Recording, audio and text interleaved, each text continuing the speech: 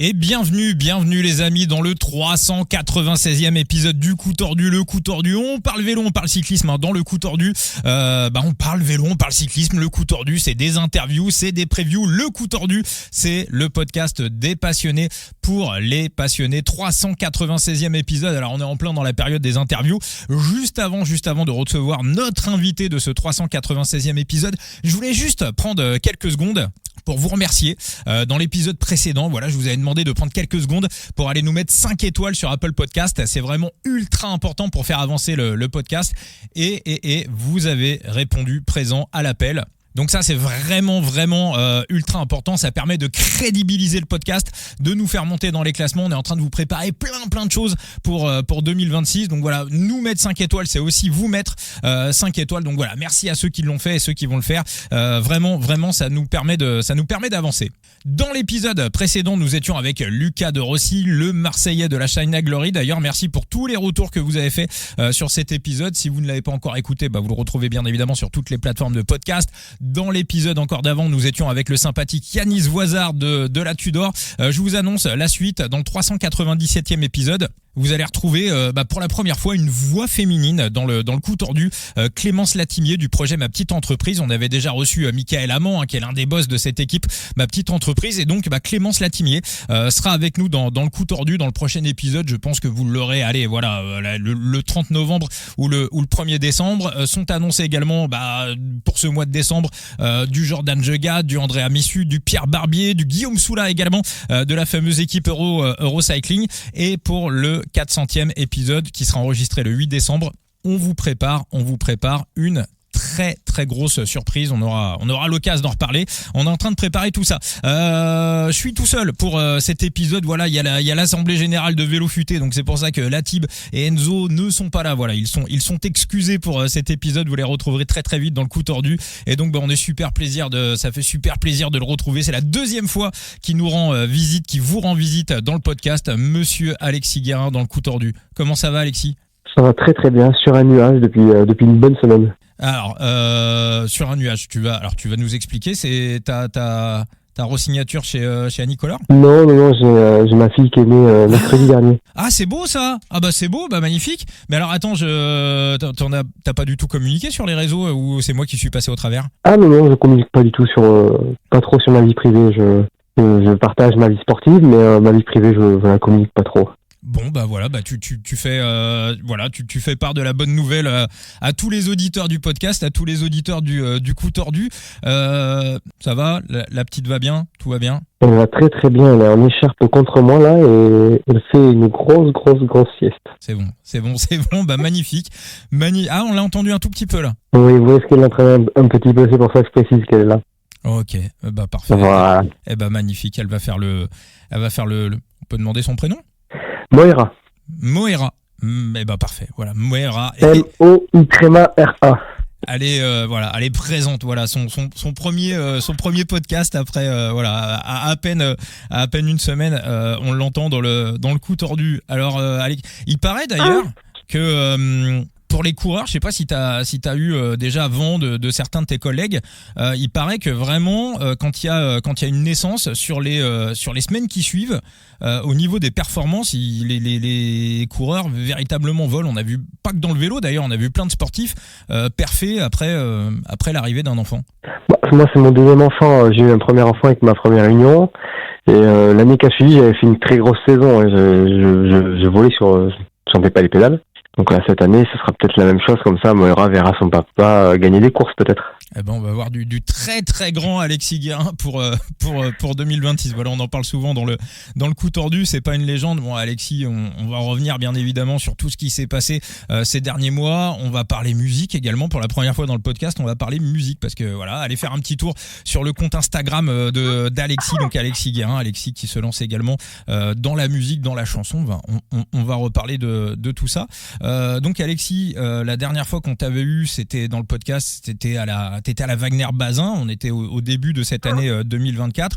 Donc là, tu nous confirmes donc l'info également qui est sortie ces dernières heures. Pour 2026, tu repars chez Annie Collard dans cette équipe portugaise dans laquelle tu as signé au début de l'année 2025. Ouais, totalement, exactement. Je repars avec eux.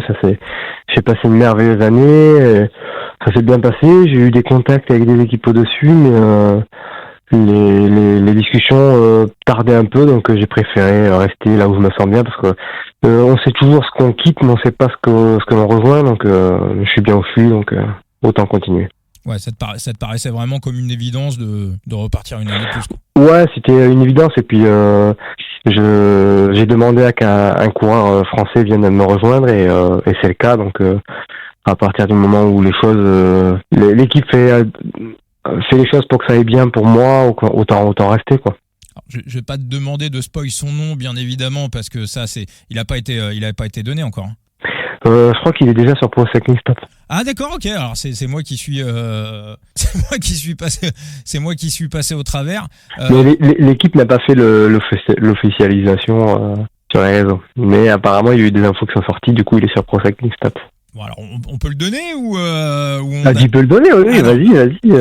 D'accord. Alors attends, je vais aller sur Pro Cycling Stats. Et donc c'est à ta demande qui rejoint l'équipe. Alors 2026. Annie Collor. J'avais proposé. Louis Ferreira, d'accord. C'est ça. J'avais proposé 3 Français à l'équipe et 3 profils assez différents. Il y avait 2 similaires avec un qui ressemblait un peu à Louis et un autre qui était complètement différent. Et ma préférence était pour les deux, celui qui était différent et je dirais pas les noms des 2 autres. Celui qui était différent est Louis, et celui qui était différent, ça a fait une très grosse saison en Conti, donc ça vite été clair que ça serait compliqué pour l'équipe. Et pour lui, il a commencé le vélo en 2020, et je l'ai vu commencer le vélo, je l'ai vu progresser, et je connais ses données de puissance. Et pour moi, c'est un coureur qui mérite de courir avec un calendrier beaucoup plus axé sur la montagne, surtout avec les données qu'il a. Il mérite même d'être beaucoup plus haut qu'en Conti, d'après moi. Maintenant, j'ai demandé à qui me rejoigne. Comme je lui ai dit, c'est dans le but de l'apprendre à être beaucoup plus calme dans les courses, d'avoir une approche beaucoup plus apaisée pour pouvoir bien montrer l'étendue de son talent dans les moments clés au niveau des courses.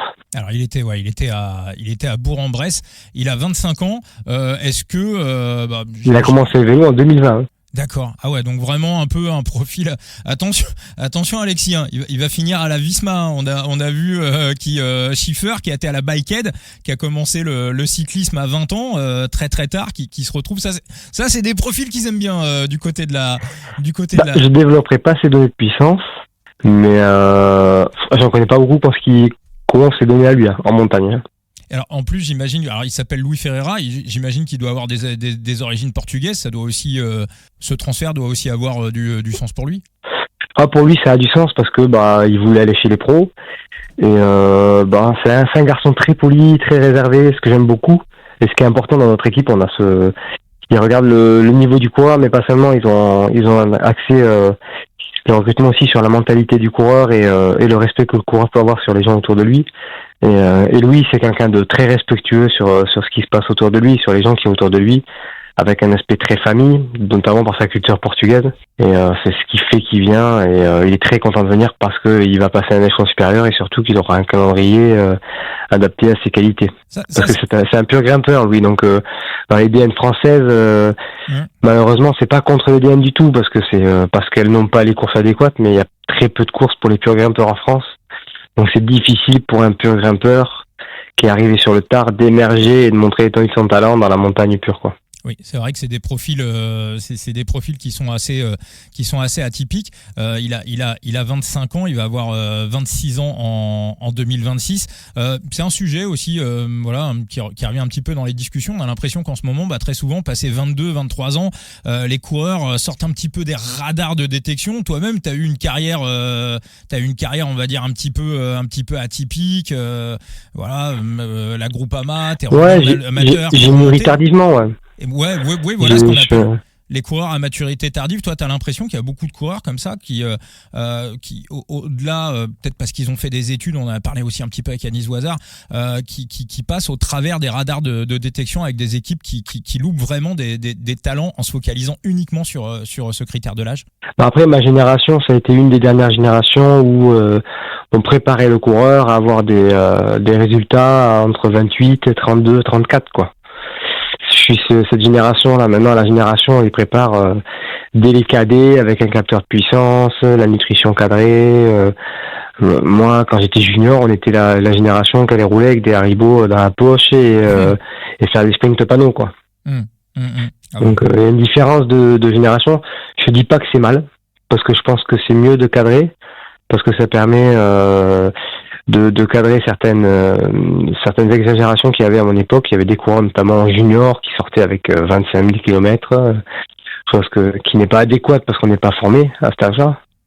Donc ça permet de cadrer la préparation, mais peut-être avoir un suivi au niveau du suivi psychologique. Je pense que ça serait bien d'adapter ça pour les jeunes, parce qu'on voit bien que il y a certains jeunes dans la génération de maintenant qui a 19, 20 ans, 24 ans, commencent à avoir des burn-out ou des effets un peu gavés du vélo. Et peut-être qu'on devrait s'adapter au vélo d'aujourd'hui et créer un pôle un peu suivi psychologique pour la jeunesse qui a du talent. Je pense qu'ils sont plus forts que nous à la même époque, au même âge, parce qu'ils sont matures plus tôt que nous, on a pu l'être.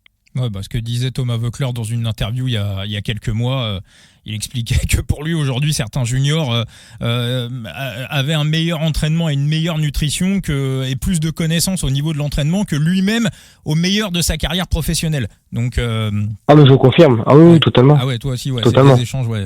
Ah oui, surtout l'époque à Thomas Voeckler, c'était moi j'étais stagiaire à FDJ à l'époque, il y avait encore c'était un peu encore au doigt mouillé certaines choses, certaines phases d'entraînement, certaines approches, l'hiver, que là maintenant dès l'hiver ils ont tout un tas de tests qu'on faisait pas à cette époque-là, quoi.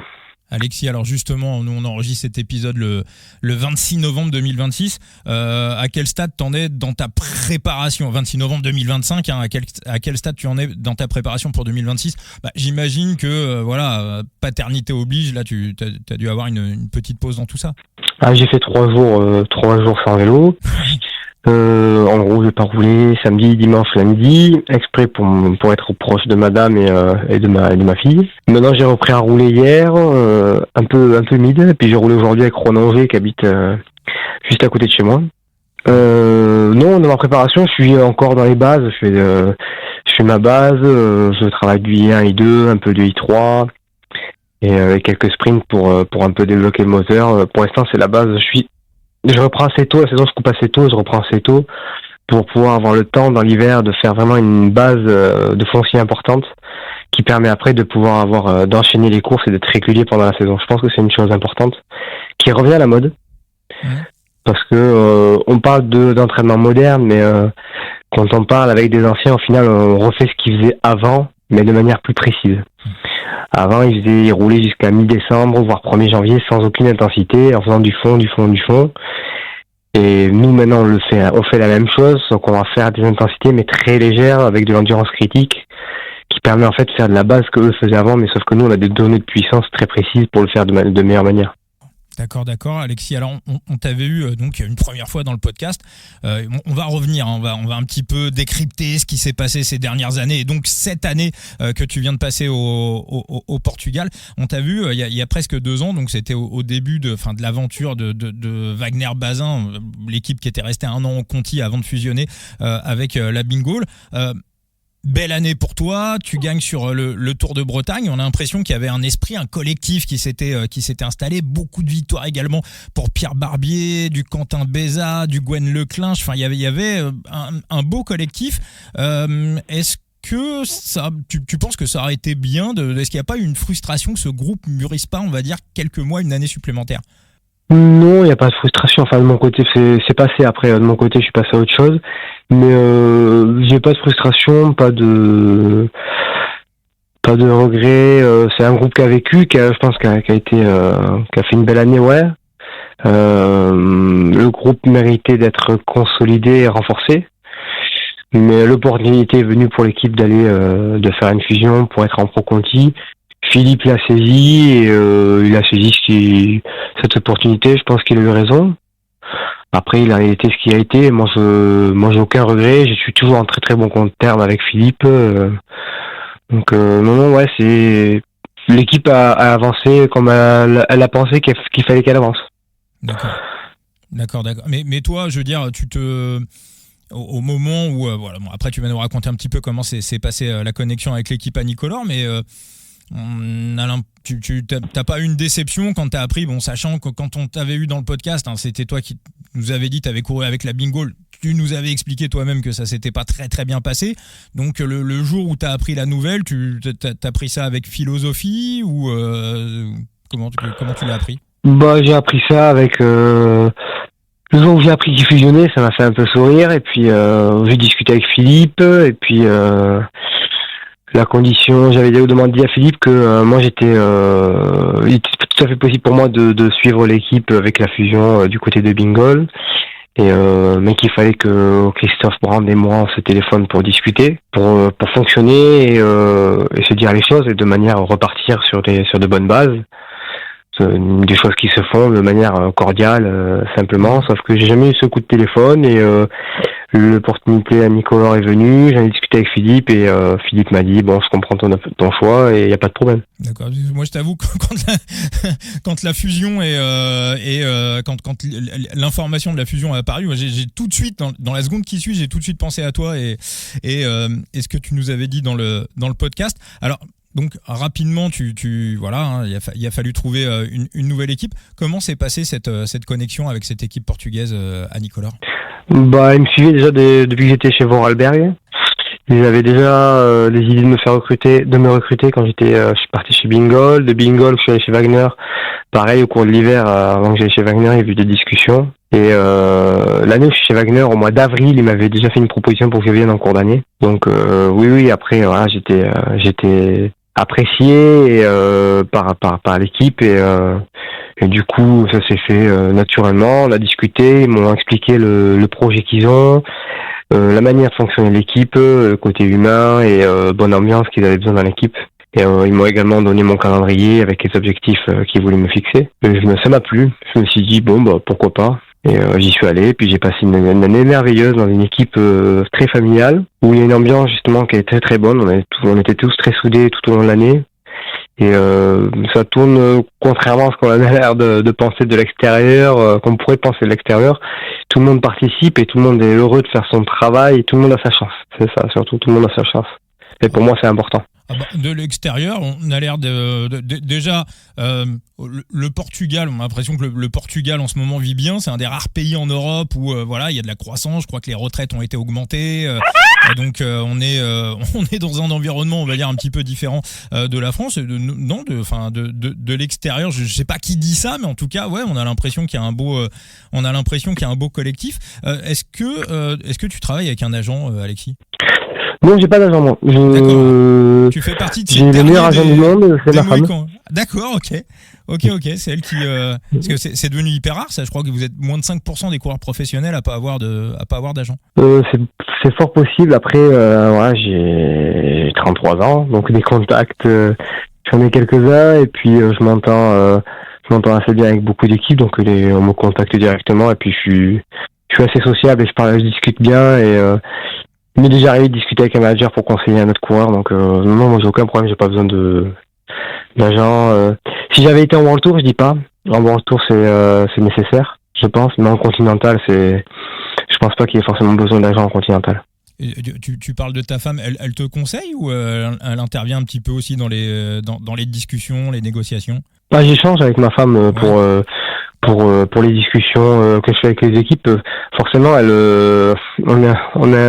on est ensemble, on est fiancés, donc pour moi c'est important de partager parce que c'est un quotidien à vivre et à supporter aussi. Donc je pense que c'est important que la personne qui t'accompagne tout au long et qui te supporte tout au long de tes journées et de ta vie, ça lui apporte elle aussi des choix et des contraintes. Donc je lui partage les échanges quand c'est des décisions importantes, comme par exemple le choix d'équipe, c'est une décision importante. Et là j'en discute avec elle et on pèse le pour et le contre. Qui se font à deux.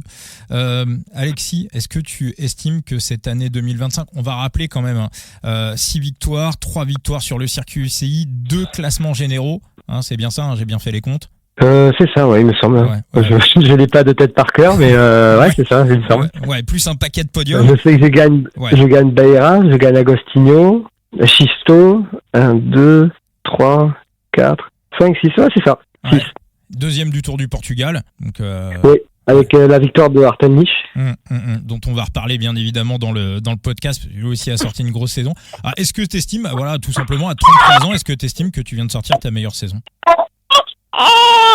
Ta fille est d'accord. Ta fille pense que tu viens de sortir ta meilleure. Voilà. J'ai pas entendu la question. Je suis en train de donner ma fille à madame. Ah. Ouais, je te demande. Elle a répondu à ta place, hein, je crois. Est-ce que c'est ta meilleure saison? Est-ce que toi, tu estimes que c'est ta meilleure saison? 2025, c'est ma meilleure saison. Donc, je pense que c'est ma meilleure année, ouais. Je pense, ouais. En termes de beaucoup de choses, pas sportives, mais pas seulement sportives, en termes d'expérience personnelle également. Ouais, donc t'as vraiment senti une famille dans cette équipe portugaise. Alors t'en parlais à l'instant, hein, t'as partagé le leadership avec Artem Nich. Artem Nich, voilà, on l'a tous vu au championnat du monde du Rwanda, qui a été, il fait combien d'ailleurs? Il fait top 15, je crois. Je sais plus exactement son classement. Top 20 sûr, mais ouais, je crois quelque chose comme ça, 15e ou 17e, un truc comme ça. Ouais, donc vraiment. C'est pas une surprise. Il a des données de puissance qui sont très très très très très très bonnes. Et il a toujours été fort. Il a toujours été du temps où il était à Gazprom, il avait les meilleurs tests de l'équipe. Donc c'est un coureur très très sérieux. Moi, il m'impressionne parfois. Dans son sérieux, mais il est très très costaud. Alors justement, au niveau du leadership, on a vu que vous êtes parfaitement articulé tout au long de la saison. Vous avez été souvent confronté à un coureur qui est assez redoutable, hein, qui est pour moi aussi un des coureurs les plus sous-cotés du circuit, qui est Jesus Peña, hein, qu'on avait vu gagner sur le Tour de Slovénie, je crois en 2023 ou en 2024, qui était à la Jayco, qui est vraiment très très fort. Alors est-ce que vous êtes trouvé, comment ça s'est articulé le leadership? On a l'impression que vous êtes trouvé en fait assez rapidement. Non, c'est vite entendu. Au premier stage de décembre, on a pris le temps de discuter. Le stage administratif, on s'est assis. Lui et moi, on savait qu'on était les deux pressentis pour être leader de la montagne, donc on s'est assis à table. Un espèce de petit apéritif avant d'aller au dîner. On a discuté sur les objectifs, là où on voulait avoir nos résultats, là où on souhaitait avoir nos objectifs. Et on s'est retrouvé avec des objectifs un peu en commun.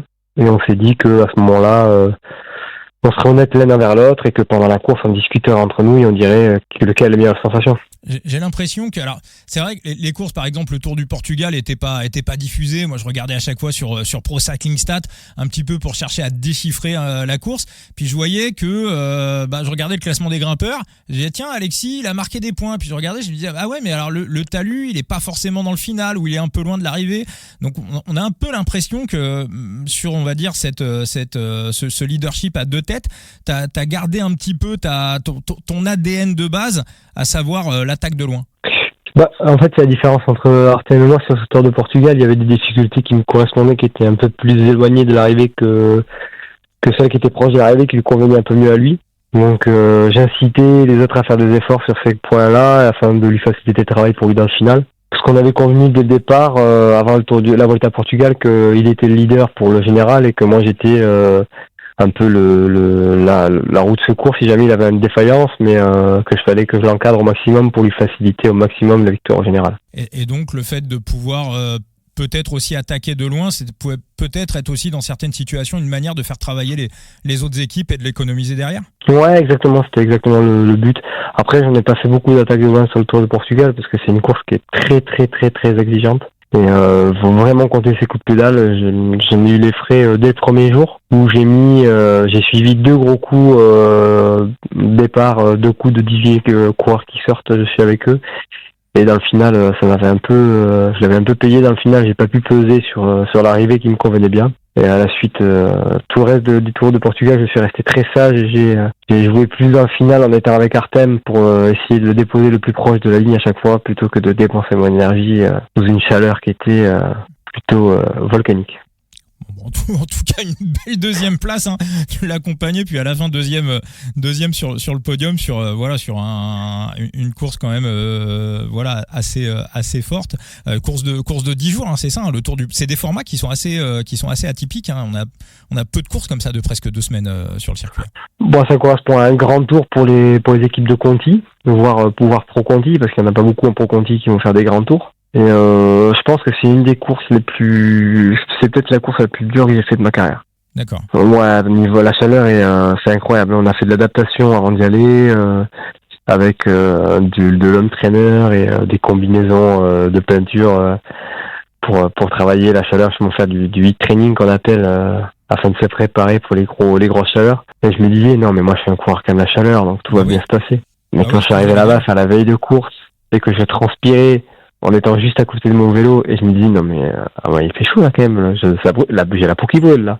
On est pas sur le vélo, j'ai la peau qui brûle. Donc ouais, non, c'est une course assez incroyable en termes d'exigence, et je pense qu'elle gagne à être connue. Ouais. D'accord, on espère une diffusion, voilà, une diffusion en 2026 du Tour du Portugal. On va passer le mot à nos copains d'Eurosport, ça serait sympa. S'il y avait un moment dans cette saison, alors il y a eu plein de bons moments pour toi cette saison, mais s'il y avait eu un moment, une journée où tout s'est passé merveilleusement, tu retiendrais quel moment? C'est pas une victoire, c'est juste moi pour cette année, dans l'année 2025, j'ai 2 moments incroyables. Le premier, je vous laisse imaginer que c'est bien la naissance de ma fille, de notre fille, mais un des beaux moments, c'est pas une victoire, c'est au Grand Prix d'Asturie, enfin au Tour des Asturies, la Volta Asturia. Deuxième étape, il y a une pluie dantesque et je passe la ligne et il y avait ma compagne et mon fils qui étaient là. Et c'était un beau moment pour moi en termes d'émotion, des moments qu'on aime, quoi. Alors, est-ce qu'il y a eu dans la saison, j'ai l'impression est-ce qu'il y a eu un moment de moins bien dans la saison? J'ai l'impression qu'il n'y en a pas eu en fait. Si, il y a eu des moments de doute, ouais. Des moments de doute, il y en a eu. En début de saison, j'ai eu un genou, une petite gêne au genou, et puis j'ai été faire des examens, c'était pas tendineux, je savais pas vraiment ce que c'était, donc il y avait une petite gêne au genou qui m'a inquiété, qui m'a d'ailleurs un peu éloigné des compétitions, je crois, 3 semaines. On n'a pas su ce que c'était, donc on savait pas comment, et puis au final, j'étais voir de mon bassin, j'étais voir un ostéopathe, c'est l'ostéopathe de la section paloise, qui m'a remis ça comme il faut. Là, il y avait un petit moment de doute à ce moment-là. Après le stage en altitude, mentalement, c'était pesant. Mais sinon, le reste, tout s'est bien passé. La chute, le plus gros doute, c'est peut-être ma chute au mois de mai avec, en fait, j'ai fait une chute et je suis passé sous une barre de sécurité et 10 mètres plus bas dans un ravin. Ah oui? Ouais, j'ai rien de cassé. Je sais pas comment j'ai fait. J'avais une bonne étoile, ce jour-là. J'ai arrivé, début juin. C'était où? Parce que moi, sur ta saison, je vois un seul abandon. C'est le championnat de France. Donc ça veut dire que la course dont tu nous parles, en plus, t'es remonté sur le vélo et t'as terminé. Non, c'est une course nationale au Portugal. Ah, d'accord, j'ai pas fini. J'ai fait la première étape et je suis tombé à la première étape. D'accord.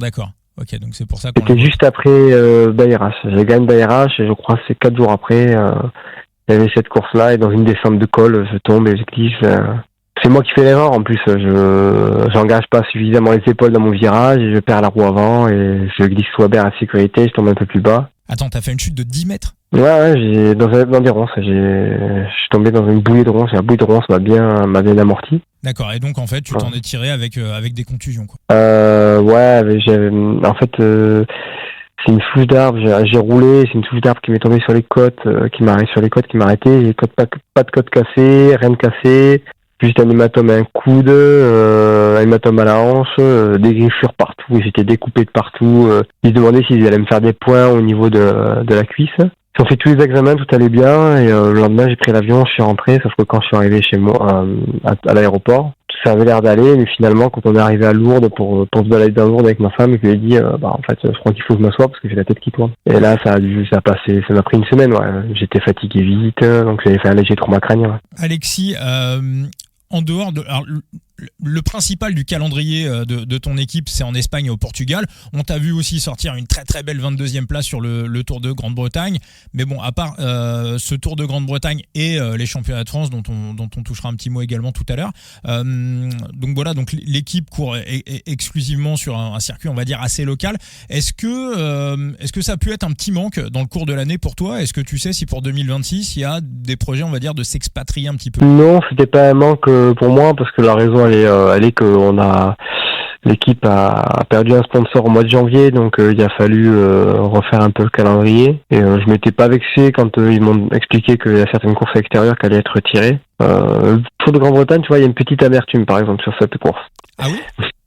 Ouais, parce que je suis arrivé très fatigué sur cette course, donc j'ai fait la course un peu en suiveur parce que j'étais très très très fatigué après le Tour du Portugal et Cette course m'a remis en route, mais du coup, j'ai un peu d'amertume parce que je pense qu'il y avait la place de faire beaucoup mieux. C'était beaucoup mieux, à savoir peser. Moi, c'est vrai que alors, tu sors un beau classement général. On rappelle quand même que bon, il y avait Romain Grégoire, Remco, Julien, Oscar Only. Enfin, il y avait un énorme plateau. Donc, tu finis 22e. Mais c'est vrai que je m'attendais.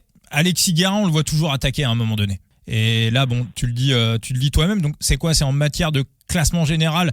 Tu penses qu'en arrivant un peu plus frais, il y avait mieux à faire, ou on va dire dans ton ADN, peut-être peser un peu plus sur la course? Pourquoi pas aller chercher un maillot des grimpeurs Il y avait la place pour faire un top 10, je pense. Ouais. D'accord. Un top 10 et au pire top 15 si je me trouvais, ouais, il y avait la place. Ouais. Les championnats de France, on avait, je rebondis là-dessus, parce qu'on avait Lucas de Rossi, on lui posait la question la semaine dernière. Voilà, s'il arrive au championnat. Alors c'est vrai que cette année vous allez être deux avec Louis Ferreira, mais Lucas de Rossi, bon, lui il nous disait qu'il foldait les championnats de France, bon, simplement parce que voilà, il a d'autres courses sur le calendrier asiatique qui tombent à peu près au même moment, et il nous disait que bon, voilà, lui ça l'intéressait pas forcément de se retrouver contre 25 FDJ et 30 Décathlon, que ça pouvait être stratégiquement un peu compliqué. Nous on sait que quand tu prends le départ d'une course, moi je crois que j'avais même envisagé top 10 sur ces championnats de France. Comment ça s'organise quand tu arrives tout seul, en solo, comme ça, sur ces championnats? C'est la première fois que tu... peut-être dans l'équipe autrichienne dans laquelle tu étais, Moi j'ai fait 10e sur un championnat de France en étant solo. Ouais, voilà, ouais. C'est quoi à 25 bornes de l'arrivée, solo, de l'échappée. Cavagna qui gagne cette année-là. 2022, 2021. Ouais, il pleuvait de ouf. Ouais, il pleuvait dans le final, il s'est mis à pleuvoir. Ouais. Alors sur cette journée-là, comment logistiquement, enfin c'est complètement atypique. Comment ça s'organise une journée comme ça? À l'époque, j'avais Vorarlberg avait libéré un soigneur pour m'accompagner, il m'avait donné une voiture. Donc j'avais une voiture, j'avais 2 vélos, j'avais le soigneur qui était avec moi. Donc quand t'es tout seul, un soigneur ça suffit quoi. Et puis après, t'as d'autres équipes qui sont pas forcément le nombre suffisant pour avoir une voiture à la course en ligne. Donc on se rassemble entre coureurs étrangers, courants à l'étranger pour faire une voiture. Ok, donc il y a un petit. Après, on court pas ensemble. On n'a pas le même maillot, on court pas ensemble. Attention, on a la même voiture de dépannage, le même soigneur pour donner les bidons sur le côté, mais on a le maillot différent et on court pas ensemble. Et là, pour cette année, t'étais avec qui? J'ai pas fait les France cette année. J'ai pas fait les de France. J'ai fait que le chrono. J'ai pas fait la course en ligne. D'accord. Pourquoi d'ailleurs ce choix de? Parce que pas suffisamment remis de la chute et fatigué. Donc il était préférable pour moi faire le chrono pour travailler le chrono. C'est pour ça que je tenais à le faire. Parce que le chrono, faut le travailler dès qu'on le peut le travailler. Après, pour la course en ligne, j'étais pas suffisamment remis. J'étais un peu fatigué encore. Donc j'ai préféré rentrer, m'entraîner et profiter de madame parce qu'après j'avais un été qui était bien chargé. D'accord Alexis. Est-ce que tu connais déjà un petit peu ton programme de course? T'as une petite idée de ton début d'année 2026? Absolument pas. D'accord. Là, je vous avoue que j'ai coupé 3 semaines à la fin de la saison et pour me concentrer avec madame sur la venue de notre fille, et puis là pendant l'hiver je me concentre vraiment sur ma préparation physique pour retrouver une bonne condition pour essayer de refaire mieux en 2026 qu'en 2025. Est-ce que, je sais pas, en tête, t'as peut-être déjà je sais pas, peut-être un objectif, ou tout simplement revivre un petit peu les mêmes sensations qu'en 2025? Ça serait déjà une année très très réussie. Non, il y a des objectifs en termes de points SI que je me fixe personnellement. Il y a aussi des objectifs sur certaines courses que je me fixe. Maintenant, j'attends d'avoir le calendrier. On sait que l'équipe a le souhait de venir courir un peu en France, donc il y a forcément des courses françaises qui vont me tenir à cœur. C'est un sujet. Notamment la route Occitanie. J'aimerais bien que l'équipe la fasse, donc j'espère qu'on la fera. C'est un sujet, les points UCI dans cette équipe? Non, nous on n'est pas du tout sur les points UCI, nous on est sur le résultat brut, et on est plus sur le résultat brut et le comportement de chacun dans l'équipe. Un coureur, on a des coureurs qui n'ont pas forcément un moteur dédié à gagner des courses. Par contre, ils ont un moteur qui peut réaliser un travail d'équipe incroyable, et il est reconnu dans l'équipe, ce qui est en Conti, ce qui est pas le plus, ça devient de plus en plus, mais ça ne l'était pas par le passé en Conti. Donc on a des coureurs, ils sont là, ils font le boulot toute l'année, ils font un boulot incroyable et ils sont remerciés en conséquent. Est-ce qu'il y a donc c'est vraiment pas les points ici le plus important. Est-ce qu'il y a un coureur dans cette équipe à Nicolor à l'entraînement qui t'a surpris, qui est peut-être un peu sous-coté, sous les radars, où tu t'es dit lui Lui, il est fort. En dehors d'Artem Nitch, évidemment. Ah, en dehors d'Artem, Artem, c'est un robot, ouais, c'est une machine. Il y a un qui est très bon sur Race, ouais. Raphaël Reis, il est en prologue et en chrono, en prologue, il est intenable, il est incroyable, hein, en prologue. Et d'ailleurs, quand on a des prologues, je fais la reconnaissance avec lui, je me regarde ses trajectoires, je regarde tout comment il passe, il a des données, il est incroyable. Après, de sous-côté cette année, on avait Pedro Silva, qui m'a beaucoup surpris sur la Volta. Je savais qu'il était capable de grimper, mais à grimper comme ça, j'ai été agréablement surpris. Ça m'a fait du plaisir de le voir à ce niveau-là. Mais sinon, de sous-côté, c'est-à-dire qu'il mériterait d'aller en Pro Conti, tu veux dire? Ouais, ou qui, ou à l'entraînement, il est, tu le trouves vraiment bon et peut-être comme il est, je sais pas, sur un rôle d'équipier, qui voilà, s'il avait sa chance, il pourrait, voilà, ou un potentiel que t'estimes qui est peut-être pas encore complètement exploité, quoi. T'as Harrison Wood qui a un potentiel qui est pas complètement exploité, qu'on a eu dans l'équipe cette année, qui sera pas là l'année prochaine, mais qui a montré des capacités, de très bonnes capacités. Et là, dans l'équipe où il signe, il aura souvent sa carte et je pense qu'il sera surveillé au cours de l'année. Ouais. Alors, il signe dans quelle équipe? Alors, j'ai vu qu'il était pas renouvelé. Est-ce que son équipe a été? Il va chez Biceller, au Portugal toujours. D'accord. Ok. Harrison Wood qui était à la Cofidis. Exactement, ouais, c'est ça. Très bien. Non, je pense que le coureur sous-côté 2026, ce sera Louis Ferreira, tu vois. D'accord, non, mais alors là, vraiment, on note, hein, puis en plus, on rappelle qu'Annie Connor est sur Side Limit, donc juste en donnant cette information, dès que sa carte va arriver sur Side Limit, là, c'est, là, t'as fait exploser, là, juste la manière dont tu nous l'as vendu en début de podcast. Alors, les prix vont... Non, je veux pas lui mettre de pression à Louis, parce que je veux vraiment qu'il puisse exprimer la totalité de son talent, mais avant ça, il y a des étapes à passer, notamment la préparation, l'approche des compétitions.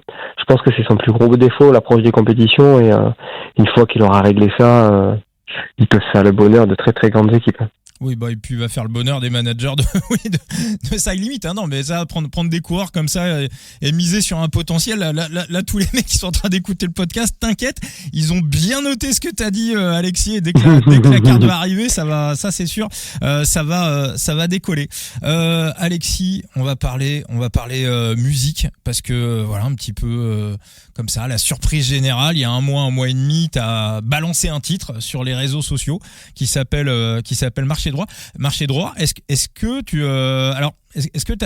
tu sais déjà si il y a des cyclistes professionnels qui ont tenté une carrière dans la musique? Je sais pas. Après, moi, je chante pas. Attention, je suis pas chanteur. Je suis piètre chanteur. Je ne me prétendrai pas chanteur, mais par contre, j'écris des musiques. Ouais, c'est vrai. D'accord. J'écris et je ne connais pas d'autres cyclistes. Et moi, à la base, mon écriture, c'est justement pour cette approche psychologique et cette préparation mentale. C'était un travail sur moi de base, pour apprendre à m'aimer moi-même, apprendre à aimer mon soi, mon moi. Et j'ai commencé à écrire pour diffuser mes émotions, relâcher mes émotions et être beaucoup plus stable et calme, notamment dans la vie privée comme dans la vie sportive. Ce qui me permet maintenant d'être beaucoup plus calme à l'approche du final et à faire moins le fou avant, être offensif au bon moment et pas offensif quand deux fils se touchent. Et cette approche-là m'a permis ça et j'ai voulu mes textes plaient à mon entourage et j'ai voulu les partager. Ouais. J'aimerais bien que ce soit chanté par des vrais chanteurs plutôt que chanté par des IA, mais pourquoi pas, si un jour j'arrive à diffuser, à donner mes textes à des chanteurs qui les chantent pour partager l'émotion que j'ai transmise dans ce texte, ce sera avec plaisir. Alors toi tu écris. Alors, attends, ce qu'on entend là sur ton compte Instagram, donc c'est ton texte, c'est pas ta voix. Ouais. Non, c'est pas ma voix, non. D'accord. Pourtant ça ressemble. Ah ouais. Ouais, je sais pas, moi franchement, tu t'aurais dit que c'était toi qui chantais, moi ça je serais passé complètement au travers. Et au niveau de la musique, dont toi t'écris, mais tu composes un petit peu, tu fais un petit peu de son. Non, la composition, j'ai un ami, le frère de mon beau-frère, son frère, qui est dans la musique et dans la composition, qui compose des musiques pour des artistes qui sont connus à l'international. Et je vais lui transmettre mes textes, il va les partager à ses chanteurs et lui il fera la composition de la musique. Donc on verra ce que ça donne, si ça évolue ou pas. Après, moi, je l'ai partagé vraiment dans un but de partager des émotions. Parce que dans mon entourage, même des cyclistes avec qui je roule, qui m'ont expliqué que ouais, ça leur parlait également et que ça leur faisait penser à des choses. Si je peux aider des gens à travailler sur eux-mêmes, eux également en écrivant des textes, en donnant des idées aux autres pour trouver un équilibre, ça c'est avec plaisir. Alors des cyclistes, hein, peut-être à l'écoute du podcast, il y en a peut-être qui ont d'autres noms. Moi j'ai des noms à donner quand même. Alors t'étais pas né, Alexis, mais 1986, Jean-François Bernard. Voilà, le père de Julien, qui a sorti un titre sur le Tour de France. À l'époque, c'était des 45 tours. Et à l'époque, le top 50, mais la France entière regardait ça. C'était les débuts de Canal+. Et de mémoire, il avait fait un top 10 au top 50, ce qui était mais vraiment dur à l'époque. Hein. C'était le top single était vraiment chaud. Et un autre coureur qui a eu aussi une carrière musicale, qui a eu 2 singles, dont un, je crois, qui a un petit peu marché, Erwan Mansour, qui a été coureur dans les années 90, qui a sorti 2 titres, un en 2002 et un en 2004 de mémoire, hein, qui avait marché. Et depuis, bon, il est devenu coach pour des stars. Il a écrit tout un tas de bouquins. Mais alors c'est intéressant vraiment tout ce que tu nous expliques, Alexis. Donc en fait, c'est la musique, c'est une sorte de thérapie pour toi. Mais c'est quand t'es c'est quelque chose que tu faisais déjà quand tu étais tout petit ou c'est venu un petit peu sur le tard? Ça m'est toujours ça. Je pense que ça arrive à tout le monde sur une musique, essayer de changer les textes pour faire des textes parodiques, des choses comme ça. Mais je trouve ce côté un peu perché entre guillemets. Mais ouais non, on m'a proposé d'écrire à la base mes émotions sur un livre, un peu comme un journal intime. Je partage très peu mes émotions, même à l'écrit sur un livre, j'avais du mal.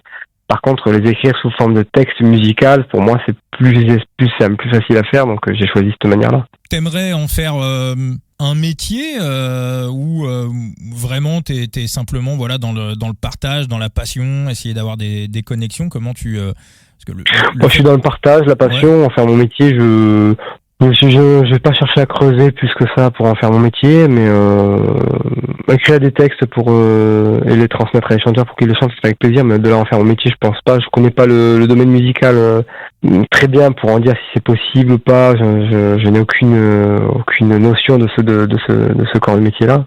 J'ai mes reconversions qui sont plus actées sur d'autres domaines. T'as quoi comme idée en tête? Moi, je partage pas. J'ai dit, je veux que ça fonctionne, quoi. J'ai 2 reconversions en tête. Bah moi, je sais. Tu nous en parlais en début de podcast, agent de coureur. Hein. Non, même pas. Non. On en a parlé ce matin. On m'a dit tu serais pas mal, mais non, ça serait pas c'est pas mon domaine. Mais ouais, travailler avec des jeunes, les aider à se développer pour atteindre un professionnalisme est une de mes reconversions. Là. Tu resterais dans le domaine du sport? Moi, j'ai 2 domaines. Il y a un domaine qui est axé dans le domaine du sport, pas forcément simplement du vélo.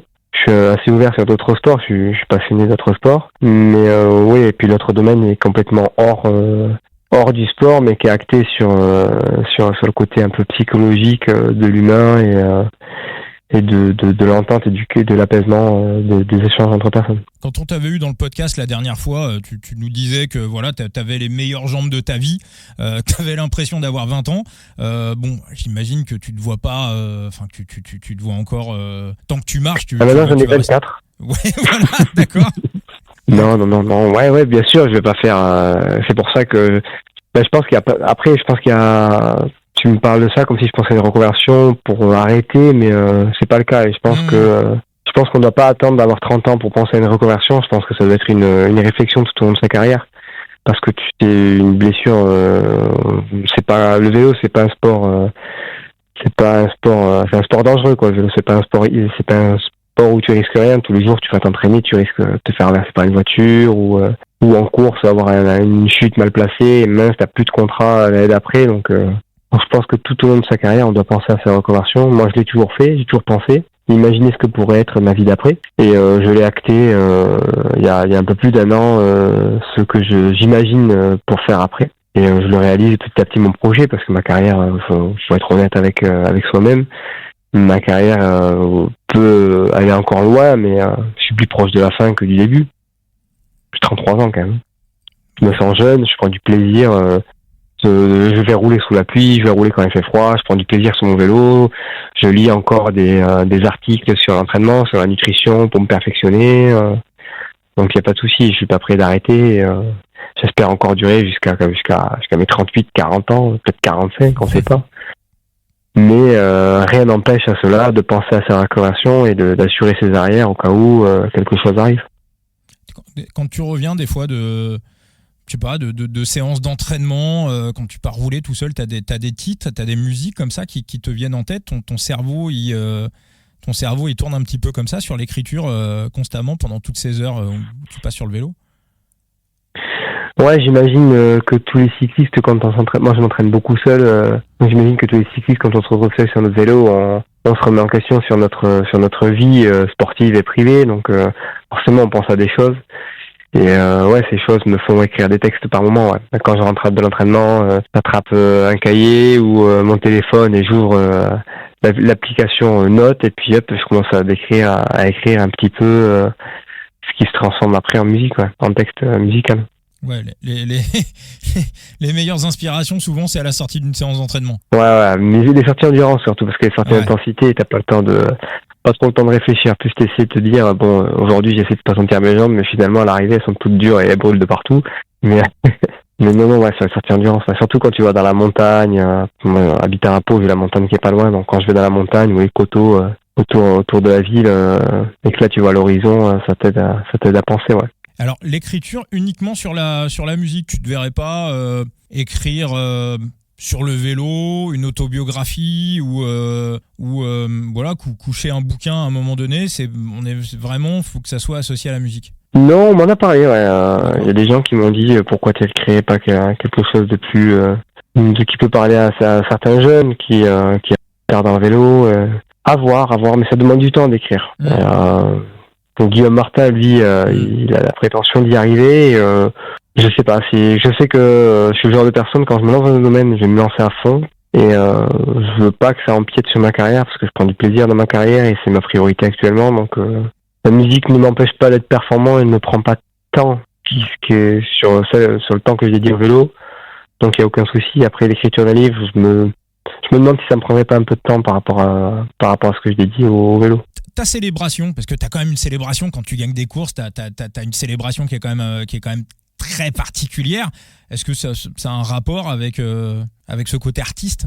Tu parles de celle où je cache mon œil et je mets un doigt dans la bouche et après je salue derrière. Exactement. Bon, c'est toujours la même. Alors quand je cache l'œil, c'est parce que mon fils il avait un peu le truc du pirate avec son épée pendant un temps, donc je cache l'œil pour faire le cache-œil d'un pirate. Le doigt dans la bouche, c'est pour ma fille qui était en cours de production cette année. Et le salut, c'est un remerciement. Je remercie en fait les gens qui me suivent et les gens qui sont là sur le bord de la route. Un remerciement pour les applaudissements et le suivi. Parce que je suis fier de ce que je fais. Et je salue pour remercier l'ensemble des gens qui m'entourent et m'accompagnent. C'est un côté scénique, c'est un côté artiste. T'as le temps un petit peu dans ta carrière d'aller voir des artistes en concert, c'est compliqué?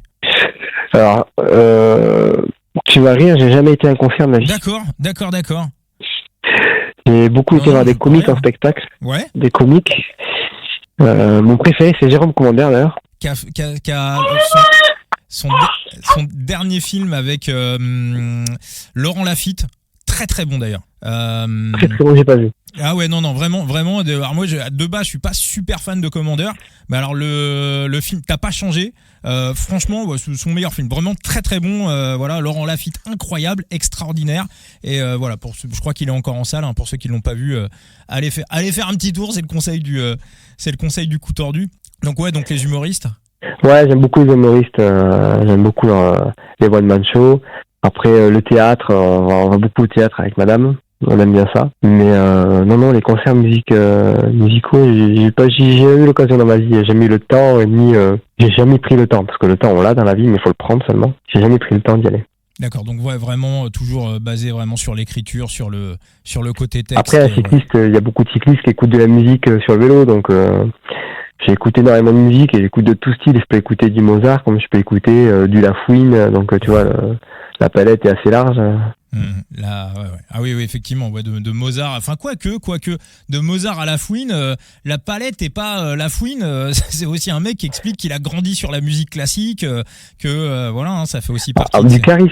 Caris, Caris, tu penses un peu moins à la musique classique là, par contre. Ouais, Caris. Ouais, j'avoue, Caris un peu moins musique classique. Eh ben, merci beaucoup, Alexis. Donc, s'il y a des gens qui sont intéressés, voilà, dans le milieu de la musique, voilà, donc j'imagine, voilà, que t'es ouvert à des discussions, à des échanges, on peut te contacter sur ton compte Instagram. Ouais, y a pas de problème, c'est mon compte Instagram. Ouais.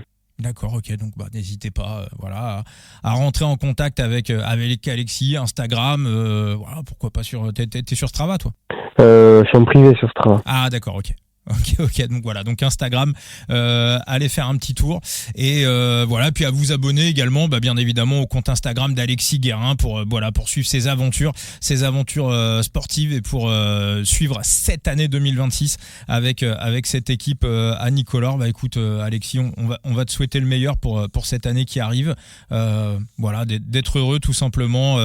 En famille, voilà, j'ai envie de dire, c'est un petit peu le mot qu'on retiendra de ce podcast avec ta petite qui vient d'arriver et puis aussi voilà professionnellement avec cette équipe à Nicolor où voilà, on peut le dire, t'as trouvé une famille quoi, professionnelle. Exactement, ouais, on peut dire ça. Ouais. Et je vous remercie à tous et je vous souhaite à tous plein de bonheur et plein de réussite pour cette fin de saison et la saison et l'année à venir. Merci beaucoup Alexis, merci mille fois et puis on se dit à très bientôt dans le coup tordu. Avec grand plaisir, merci beaucoup, à très bientôt. Ciao Alexis. Ciao. Et le coup tordu, donc je vous le rappelle, un prochain épisode, n'hésitez pas à vous abonner aussi les réseaux sociaux du coup tordu, on est présent un petit peu partout, Instagram, TikTok, Facebook, le compte X, le compte Twitter du coup tordu. On se retrouve pour le prochain épisode avec Clémence Latimier de Ma Petite Entreprise. Ciao les amis.